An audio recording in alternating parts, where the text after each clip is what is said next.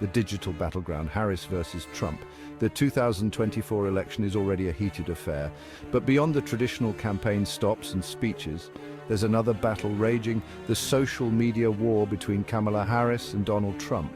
Trump, the original social media warrior, has long used platforms like Twitter, now X, to his advantage. He controls the narrative, spreads misinformation, and attacks opponents. Now Kamala Harris is fighting back, using similar tactics to expose Trump's lies and highlight her own message. This digital duel is a fascinating look into how social media is shaping modern politics. Crowd sizes and social media shade. One of the most visible aspects of this social media battle has been the comparison of crowd sizes. Trump, obsessed with the optics of large rallies, often inflates attendance numbers.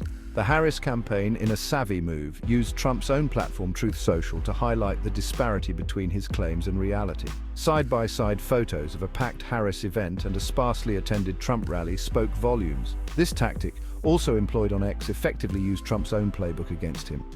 This tactic wasn't just about crowd sizes, it was about exposing Trump's penchant for exaggeration and manipulation. By using his preferred platform, the Harris campaign ensured that his own supporters saw the truth. It was a clever use of social media to undermine Trump's credibility. The disinformation war against Harris. The social media battle isn't just about clever tactics, it's also about combating a wave of disinformation and hate speech directed at Kamala Harris. As the first female, Black and Asian American vice president, Harris is a frequent target of online abuse. From racist and sexist attacks to outright lies about her policies, the disinformation campaign against her is relentless. This disinformation has real-world consequences. It aims to suppress voter turnout, sow distrust in the democratic process, and silence dissenting voices. It's a tactic used against many, especially women and people of color in the political sphere. Social media platforms, often slow to act, are struggling to contain the spread of these harmful narratives. Gwen Waltz and the 2020 riots, a social media firestorm. Another example of how social media can ignite political controversy is the case of Gwen Waltz, wife of Kamala Harris's running mate, Tim Waltz. Her comments about the 2020 Minneapolis riots, while nuanced in their full context, were seized upon by conservative media and weaponized against her husband and Harris.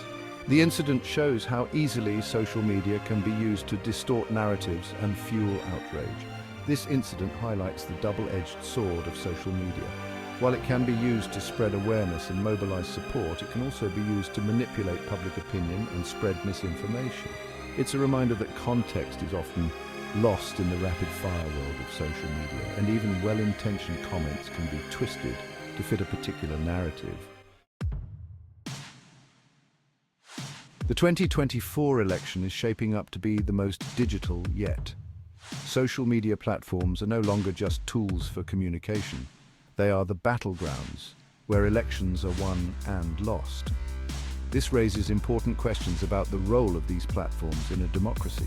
How do we combat disinformation and ensure a level playing field when algorithms can be manipulated and online discourse is often toxic? This isn't just an issue for politicians and political parties to solve. It's on all of us to be critical consumers of information, to fact-check before sharing, and to engage in respectful dialogue. We need to demand better from social media companies, pushing them to prioritize truth and accuracy over engagement and profits. The future of our democracy may very well depend on it. Building a more inclusive digital political landscape.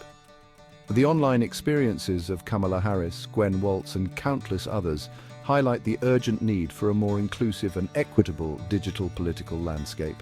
We need to create online spaces where diverse voices can be heard without fear of harassment or intimidation.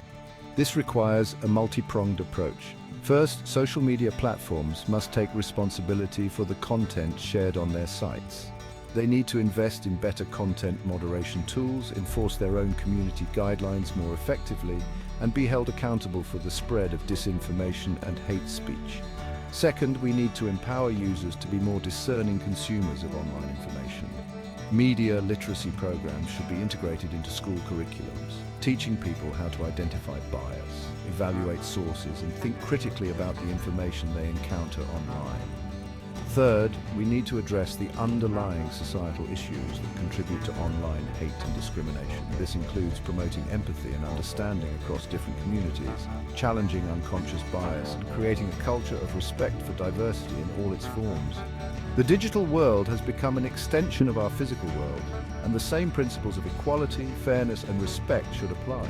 By working together, we can create a digital political landscape that reflects the diversity of our society and allows all voices to be heard.